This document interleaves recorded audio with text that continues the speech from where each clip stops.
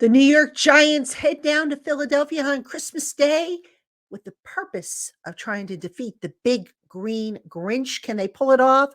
What do they need to do? What are the storylines? We're going to talk about all that and more on this crossover edition of Locked On Giants, Locked On Eagles, coming your way next. You are Locked On Giants, your daily New York Giants podcast, part of the Locked On Podcast Network, your team every day.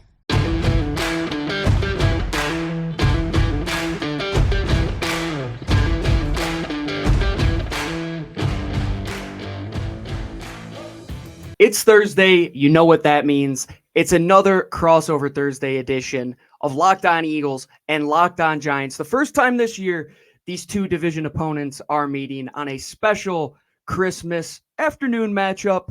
I'm Gino Camilleri, host of the Locked On Eagles podcast, joined by Patricia Traina, host of the Locked On Giants podcast. And this episode is brought to you by our friends over at Prize Picks. They sponsor each and every crossover Thursday. If you don't know what Prize Picks is by now, it's the easiest and most exciting way to play daily fantasy sports. Go to prizepicks.com/LockedOnNFL. Use all lowercase code, and you will get a first deposit match up to $100. Patricia, it's the holiday season. Seems like the last time we talked was that playoff game a couple months ago, way longer than that, but these teams have changed quite a bit since then. For our Eagles fans that might not have been paying attention to the Giants because we got to deal with Dallas and the rest of the NFC to hopefully get into the playoffs. What's going on in New York? I know for the culture, Tommy Cutlets has given us Paisan something to look forward to, but seems like the New York Giants are having some fun playing football the last couple weeks. Yeah, I mean, first off, main storyline for the Giants has been injuries. Daniel Jones is down for the season with an ACL.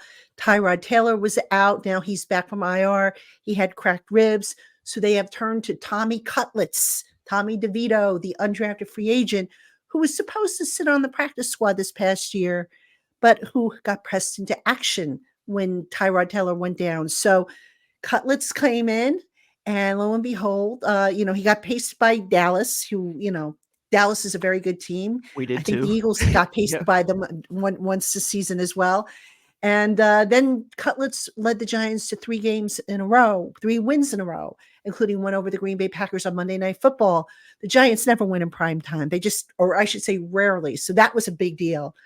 Then, of course, last week they go down to the House of Horrors, the original House of Horrors. And I say that because the Link has been a House of Horrors as well for the Giants. And they lose. And, all this talk about, maybe the Giants can sneak into the playoffs.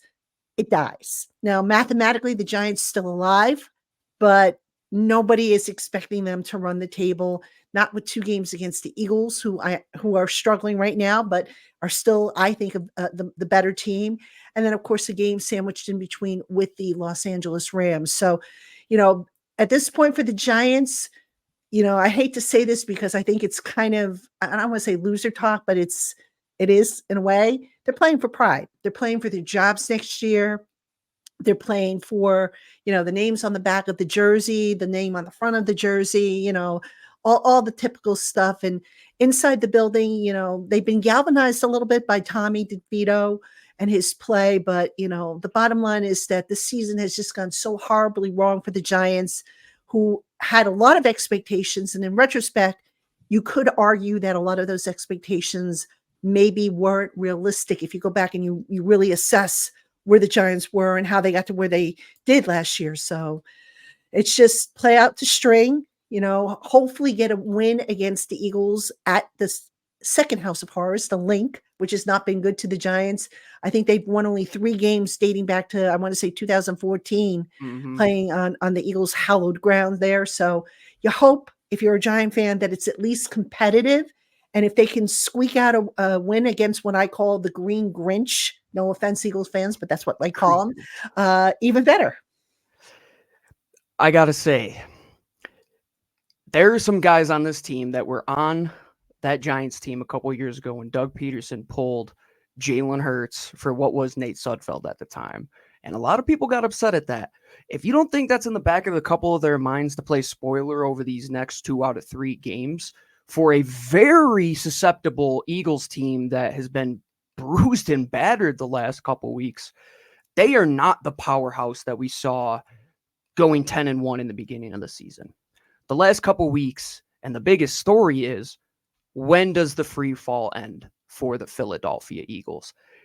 And if you're saying after losing a game to San Fran, Dallas, and Seattle that now we have to come back to the East Coast and play a division rival in the New York Giants, who have won respectively more games than they have lost under Tommy DeVito, this is a game where, throw out the record book. I know it's an old adage in the NFC East, but the Eagles have to come ready to play. And there's a lot of outside noise going on. There's players talking to the media. And last week, our defensive coordinator, Sean Desai, was demoted in favor of Matt Patricia. So now Matt Patricia will have his first introductory press conference as a defensive coordinator this week. And you were 10-4 and you just locked up a playoff spot. And there's all this chaos. And the thing is, when does the free fall end and when do the Eagles get back on track? Well, luckily, like you have said, Patricia, last year they were in a very similar scenario where they were not in a free fall. They kind of slipped on a couple rocks towards the end of the season when Gardner came in there and they had to go and play Jalen Hurts in that Week 18 game so they could get the 1 seed. Well, the 1 seed's out the window. The Eagles are fighting for their lives to go 3-0 to potentially get the 2 seed. Because if the Eagles have to go on the road the way that they have been playing on the road in the last couple weeks, they're beating no one. So this game means so much to the Philadelphia Eagles. I know that everybody in New York hates Philly. Everybody in Philly hates New York. There's not as much bad blood right now as there is between us and the Cowboys. But I think this game is one that if the Eagles are looking to get to the playoffs, you have to handle your business in the division. The divisional games mean so much in terms of tiebreakers. I always say it's a 2-for-1. You're going to gain 2 positions over whoever you beat. And this is a Giants team that Tommy DeVito, he's got the world by storm right now. And Drew Lock beat this team. Could Tommy DeVito beat them 1 out of 2 times? Zach Wilson beat them.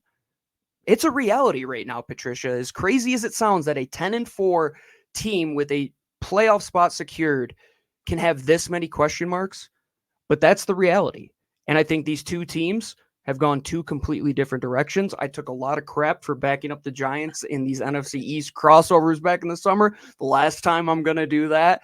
But I think there's a lot of fun things that we can look forward to for this Christmas game that might not mean a ton to Giants fans, and it might not mean a ton to Eagles fans if they slip up and all of a sudden you lock up the 5 seed and these next 2 games have nothing to play for. So it all comes down to who's going to play spoiler.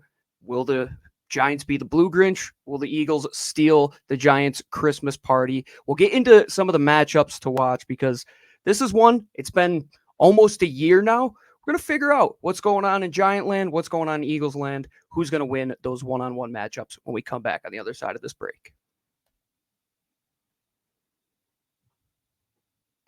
Today's episode of the Locked On Eagles podcast is brought to you by our friends over at FanDuel, and they also sponsor our friends over at the Locked On Giants podcast and the entire Locked On Podcast Network because it is the official sports book of every show that we have here, and it's the number one sports book in all of America. And if you're new to the show, welcome in. You are now an everydayer, and if you want to get in on the action over at FanDuel, you can put in a $5 money line wager on Christmas while you're sitting around with family, you're having a good time, you put in $5 on the Eagles or the Giants to win.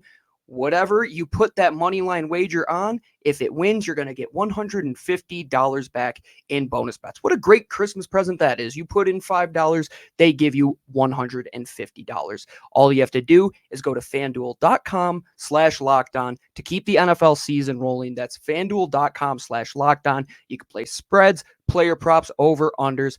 FanDuel, the official partner of the National Football League. All right, everyone, rolling on this holiday season with a crossover Thursday here with Locked On Eagles and Locked On Giants. I'm Gino Camilleri, host of LOE, Patricia Trainer of LOG. Let's get into the matchups, Patricia. It's been a while. I know these 2 teams have changed. What is your biggest concern from somebody who covers the Giants, knowing that the Eagles, they have to get back on track? What is the one factor that you're looking at and saying, if the Giants can do X, they can beat Philadelphia? I think I'm going to sound like a broken record to the people who listen to me regularly. I said this last week. I probably said it the week before. I'm going to say it again. The offensive line. The Giants' offensive line, particularly the interior, has not played well. It has not been consistent. Last week against the Saints, the offensive line proved yet again, here we are, we're in week 15 last week, and they still cannot pick up a basic stunt. How that happens, I have no idea. Is I this a really repeat of don't. past shows we've done in the past years, Patricia? It seems like the same issues over It and is over the again same for this team. issue, and it's something I've been screaming about on my show, not just about, the quality of players, but I'm starting to really question the coaching, because how does that happen? You're in week 15 and you still can't pick up a stunt? Come on now. So that being said, they are going up against a Philadelphia defensive front, which is very, very good. And if you're Matt Patricia and you're watching the tape last week, you're saying to yourself, can't pick up a stunt, huh? So maybe I'll throw a few stunts and twists and funky stuff at you and see how you do. That's what I would do if I were Matt Patricia. Because the Giants offensive line, look, I know it sounds basic and it sounds too, like the easy answer, but it really starts up front in the pit or in the trenches, whatever you want to call it. And the Giants right now, they are on an alarming pace to have the second most sacks, I believe, in NFL history, behind the 1986 Eagles, who I think gave over, I want to say it was 104, something like that. The Giants are on pace right now to have over 90 sacks. Now, not all the sacks are on the offensive line. Some of them are on the fact that the quarterback holds onto the ball too long. But when you throw stunts and twists and funky things at that offensive line, they're like, what do we do? So that is to me the key, one of the key matches, if not the key matchup. And the Eagles front has taken a lot of heat. As good as the national media thinks they are, situationally, they are very poor. Where they dominated last year was on third down sacks, where they were at the top of the league. This year, they are at the dead bottom. Teams are able to move the ball continually on the Philadelphia Eagles because there hasn't been a cohesion between the coverage and the defensive front. So you mentioned that offensive line. Seattle, Lou and I on our show were thinking the same thing. Oh, that's an O-line this D-line can get after. This Eagles defensive line has had trouble closing down on the quarterback in the last couple weeks. It is a big concern because it allows teams to continue to make plays and take a 92-yard drive down with 2 minutes left with Drew Lock as your quarterback. And at the same time, how can the secondary stop anybody when your best corner in James Bradbury, who you all know very well from your New York Giant days, he looks more like he does in his last years of his New York Giant uniform than he did in his all-pro season from 2022. So to me, it's how do you stop the Tommy DeVito mayhem and stop the magic with some of these playmakers that he has seen the last couple weeks? And that answer has to come through Matt Patricia dialing up a defense like he did last week.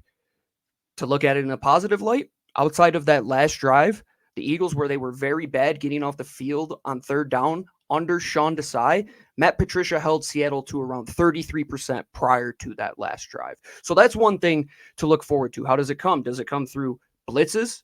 He doesn't do as much as most teams do. The Eagles like to shy away from that. But now with Tommy DeVito, do they smell blood in the water in a game where they know that even though they got out to a fast start last time, they didn't get out to a quick enough start? So if they let a team like this stick around and you kick field goals and all of a sudden Tommy DeVito leads his team to a touchdown drive and a weird turnover happens in an NFC East game, this can go awry in the blink of an eye because the defense can't stop anybody and the offense has averaged 14.3 points a game over the last 3 weeks. And we're sitting here in Philadelphia and saying, how are you going to keep up with the likes of San Francisco? How are you going to keep up with the likes of Dallas? The storyline is, can the Eagles against a Dallas defense that will present some problems, in my opinion? You have to worry about Kayvon Thibodeau. You're going to have to worry about Jalen Hurts, who hasn't looked great turning the ball over. But can you get this offense right against a team that is, let's just call a spade, is a little bit inferior to the opponents that you have played up until now over the last month or so, But that doesn't mean anything to Philadelphia because you're dead last in a lot of categories on offense the last couple weeks. You're dead last in a lot of categories on defense. When does the free fall end? And do these guys that win their man-on-man matchups, A.J. Brown, Devontae Smith, Dallas Goedert, do they get back to that? These are matchups that they have to win, Patricia, and if they don't, hats off to the Giants for playing spoiler, but I think it says a lot about the personnel if they can't get it done over these last couple weeks. And you say guys are playing for their job in New York, there's going to be question marks if these last 3 games, 2 of which are against division opponents, you don't look good. I always say draft to beat your division. You build a team to beat your division because you play them 6 times a year. Well, if you're not looking good and the Giants are able to hit home on some defensive line rushes and Kayvon Thibodeau has a couple more sacks, go Ducks. That's why I keep mentioning his name. But this could be an offseason that turns really tumultuous. But at the same time, it's Christmas. I want to be positive. I'm looking at one storyline, the quarterbacks. I think it's the easiest one right now. Jalen Hurts is under a lot of pressure in Philly, and Tommy DeVito is the sensation in New York. But when it comes down to who is better on the football field, I still have to trust Jalen Hurts getting this done. But if he turns it over like he did last week, here we are again. And I'm scared about that. I want to ask, go ahead. I was going to say, you still have Boston Scott, right? The giant killer on your team. Oh, that's the other storyline we were going to have to bring up. You thought I was forgetting that one. I didn't want to be the one who brought it up. I'm saying, when's he going to mention Boston Scott? He hasn't played a ton, but we have this guy for 2 games a year, and this is when it comes to fruition. Number 35. I hope he is the guy that comes down our chimney and he is our Santa Claus for the Philadelphia Eagles, because this is what we have said back in the summer, that he's good for 2 games a year. He doesn't do much outside of that, but you have to hope. You have to hope. And in Philadelphia, a lot of things have gone awry in the wrong way. But what better than the Giants team who, like you said, Patricia, in Philadelphia, it's been tough for them. At home for the Eagles, they've been rather successful. They have to get back home, win some games after being away. I want to know one thing, though, Patricia. Tommy Cutlets. Is this guy really as cool as he seems? He's very grounded. You know, Okay. I mean, a lot of people think, you know, that he's this, you know, guy with a bunch of swagger. He's very down to earth. I'm a Syracuse guy. That was my first team, so I knew him. I mean, he's what my nonna, you know, I'm of Italian heritage. Oh, yeah. So my nonna would call him a nice Italian boy. Oh, yeah, that's what it seems quiet, like. Yeah, very quiet, very respectful. I know, you know, he made, you know, headlines for the wrong reasons this week because of the pizzeria gate, you know, that got botched up, but he made good on that. And he's going to go back and do an appearance for free for charity, actually, to raise money for charity. But, you know, this is a kid. I call him a kid. I'm sorry. I call everybody a kid who's in their 20s. But this is a young man who wants to be good, who is taking this opportunity seriously, and who is not letting this whirlwind that has developed around him go to his head. And we have seen guys that, you know, they find success overnight. And it's like, you know, suddenly they go from being, you know, the guy that you could sit down and have a beer with to, I'm sorry, I don't know you. You know, a guy won't even give you the time of day. DeVito's not like that. I mean, I could sit and have a conversation with him about how to make the ideal chicken cutlet. And I have had this conversation with him, actually. How do you make the ideal chicken cutlet? And why is vodka sauce better than marinara sauce on a chicken cutlet? That's actually what we're having for dinner tonight. That's actually so funny that you said that. Cutlet sandwiches. But no, I wanted to bring that point up because it reminds me a lot of when Jalen Hurts was a rookie, and he just had this infatuation to him that guys kind of just, he had this aura that kind of drew people to him, which started to say, like, maybe he might be the guy over Carson Wentz. And there's a lot to prove on the football field for Tommy DeVito. But if he can bring that element, like you're saying, a grounded individual who doesn't get blinded by the New York, we know how the New York media is. You don't get blinded by those lights, and people buy in. You got to ride the wave for as long as you can at the current point in time. And these last couple of weeks, like the Eagles did back in 2020, see what you can get out of them. And if he puts up a good show against Jalen Hurts, which that would be more on Jalen Hurts and the Eagles than anything, I think it would be a pretty cool story for our friends in New York, because I need you guys to get back to number 2 in this division. I'm so sick of the Dallas Cowboys as it stands. You and me both. And you know what? You know, you mentioned the division, Gino. We're just real quick. I neglected to mention in the last segment The Giants are currently, I believe, 2-2 in the division. Hmm. And Yeah, if they they're doing can, pretty good. Giant fans say to me, well, tank, play for the draft pick. The Giants, I think at this point, if they can get 3-3, finish up 3-3 in the division, I'll take that considering they've struggled in the division play.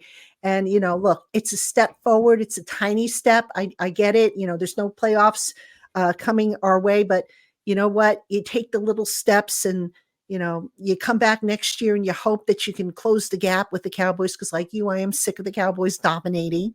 I am sick of, America's team. I'm like, I'm Hmm. part of America. They're not my team. And, so we have that in common. So if there's something to unite Giant fans and Eagles fans who, as you said, don't like each other for the most part, although you and I like each other, I think, Yeah, so that's good. we're very cordial here Yes, at yes, Locked we On we we Eagles and like each Locked On other here on the Giants. lockdown. We're like one big happy family, but if there's something that unites us, it's our dislike of the guys down south in Texas. Yeah, Jerry Jones said he got a kick out of watching the Eagles after his team got beat on Sunday pretty well. Mm. But we're going to be in for some fun on Monday. I think it's going to be a nice, enjoyable game, hopefully, for all of us to watch. Hopefully, we can be a little bit calmer as Eagles fans and Giants fans. You could win this game and potentially with all these teams in the playoffs, still get a pretty good draft pick because in the AFC, you look at how many teams are 8-5 and 9-6 or whatever it is right now, and same in the NFC. And the Eagles at the same time, we're still fighting for that number 2 seed. But the keys to how each team could pull off a victory, we will finish up the show with that. But we have a message from our friends over at DoorDash. Folks, DoorDash, the second we were told that they were going to be a sponsor of this show, I think all of us were ecstatic. And why is that? Well, as you know, Patricia and I, we are Italians. We love our food. We were just talking cutlets. And everybody, you're probably saying, yeah, I got to get on that right now. While I'm on my phone, I might as well go and order some DoorDash. So download that app today. And if you put in the code LOCKED23, all first-time users are going to get a 50% off up to a $10 value when you spend $15 or more on your first order. I can't get good pizza out here in Colorado. I'm dying for some New York pizza. I would kill to get some pizza in New York City right now, even New Jersey. And I would just put in the DoorDash app, have it delivered right to my house. And you can do that as well. Go to DoorDash, use the code LOCKED23, LOCKED23. And once again, you're going to get 50% off up to a $10 value when you spend $15 or more on your first order. DoorDash, please don't ever go away. You're great friends to our everydayers. You're great friends to us here. And I'm hitting up DoorDash as soon as I get off here. Give me some nice Italian cutlets. As you know, Tommy Cutlets is on there as well. Go get yourself some DoorDash. All right, everyone, finishing up this crossover Thursday, this Christmas edition of Locked On Eagles and Locked On Giants, part of the Locked On Podcast Network, your team each and every day. And if you don't get sick of seeing us 5 days a week, you can catch us even more on Locked On Sports, today's first 24/7 streaming channel, quite literally any time of day, any time zone, I was looking for the right word, that you want to, you can check out Locked On Sports today. Both Patricia and I and all of the other national and local experts are on there covering every league, every show that we have. So make sure you tune in for your second listen each and every day. But for your first listens, it's LOE, LOG, keys to victory. Here we are. Patricia, how do the Giants walk out of Lincoln Financial Field, the House of Horrors, the division rival? How do they walk out of there with a win? Oh gosh, short of locking the Eagles locker room door and keeping them from coming out on the field. Um, no, I mean, look, it starts in the trenches, as I mentioned in the previous segment. They've got to do a better job at protecting DeVito. They've got to give him a little bit more time. They've got to allow for the run game. Last week, Saquon Barkley, whom the Giants have really been leaning on, there was really no room for him to run, and they got away from the run. So if that offensive line doesn't do its job, if it turns in another stinker of a performance as it did last week, going to be a long day for the Giants. I think on defense, the Giants have got to get after Jalen Hurts. Last week again, I was stunned that they didn't go after Derek Carr of the Saints a little bit more than they did. Derek Carr is he's a statue back there. So I figure, okay, he doesn't do well under pressure. Send the house at him, and they didn't. Now Jalen Hurts, he has mobility, so he can burn you with his legs, obviously. So they got to make sure they play contain. Don't let him, run wild, and get after him, because no quarterback alive likes to be pressured. So I'm going to be looking for the defensive front to do its job to push that pocket. Now, I don't know if Dexter Lawrence is going to play. He didn't practice today, today being Wednesday as we record this. He's dealing with a hamstring, but Dexter Lawrence is a big, load to handle. He can collapse the pocket and allow for lanes to open up for those other guys to exploit. But they need to get in there, get some pressure, and above all, get some turnovers. They didn't have any turnovers last week. Turnovers were a staple in their 3-game winning streak. If they can get a few of them and give the offense a shorter field, maybe, just maybe, the long national nightmare for the Giant fans will be over and they will come out victorious on Lincoln Financial Field. And I'm going to turn around and pivot off of some of those things that you said, because the run game for the Giants and Saquon Barkley, how are the Eagles going to stop it? They have had a terrible time defending the run the last couple of weeks. They have been eviscerated. Seems like James Cook was that first guy that really exploited the middle of the field defense. And then the Niners did it. And then Dallas did it. And then Seattle did it. The Eagles have to get back to a way where they were top of the league when it comes to run defense earlier on in the season. It's going to be a difficult assignment, but this one comes down to, as you said, stopping the trenches. Well, the Eagles on the other side of the ball, Cam Jurgens, who is the right guard, who was out last week with a chest injury, he's still up in the air if he's going to play. Landon Dickerson at left guard, he has thumb surgery today, so he is going to miss that game. The Eagles could potentially be missing 40% of their offensive line. Can the Eagles do what they did last week in terms of running the football, maintaining the clock with a beat-up offensive line, but can they do it efficiently? The downfall of the Eagles has been settling for 3 points. They allowed Seattle to stay in that game. Instead of taking a 10 or a 14-0 lead, they take a 10-0 lead because they kicked a field goal. If they would have scored those 4 points, it would have won them that game. The Eagles have to do a better job getting back to a competent red zone offense where it's been hit or miss all year. They had a 3-game stretch where they went perfect a couple weeks ago. They've been up and down the last couple weeks. Can this offense sustain drives and finish in the end zone? And to cap off the last thing you said with the Giants needing turnovers, can the Eagles stop turning the ball over and Jalen Hurts stop turning the ball over? Your quarterback, he accounts for such high EPA every single play, so when he turns it over, it's going to have such a higher impact. Jalen, please, please, please protect the football, finish in the end zone. Even with a banged-up offensive line, you're going to have to find a way to get some push and create a good pocket, because the Eagles, when they run successfully, and I'm sure this is the same every other team, they create a nice little pocket. They dent the defensive line. The back isn't getting touched for 2 to 3 yards. They did that last week successfully. Can they get back to that? And without Dexter Lawrence, that could be a pivotal matchup. But I think we've said a lot about these teams. I think your followers over at Locked On Giants know exactly where they are at this point in the season, and we've been venting a lot over at Locked On Eagles these last couple weeks. It's been free therapy for Lou and myself, but you know where to find us each and every day, 5 days a week, sometimes more, at Locked On Giants and Locked On Eagles, and also the 24/7 streaming channel that we have over at Locked On Sports Today. But Patricia, it was excellent to see you once again. It's good to talk about Eagles and Giants, and not Eagles Cowboys, of course, but have an excellent Christmas. I appreciate you joining us, and we're going to see you in a couple weeks. Yes, we will. And you have a very Merry Christmas as well. And also to your viewers and listeners, happy holidays, whatever you celebrate. Remember, it's all about, the spirit of the season, and whoever wins on Monday, It is what it is. It's just a football game. So Yep. Yeah. Let's just be nice to each other and enjoy some good old and American don't boo grit on your Santa football. Claus, please. Oh, that was 1966, Patricia. That was so long ago. I No, they won't. had to. I I'm know. sorry. I had to. Oh, it happens. Well, you could check out Patricia on Twitter at Patricia_Traina. You could follow myself at GC24_football. You can catch us both at our respective shows, Locked On Eagles, Locked On Giants. Make sure you rate, subscribe, interact with us. We are always talking football. Part of the Locked On Podcast Network, your team each and every day. Until next time, signing off.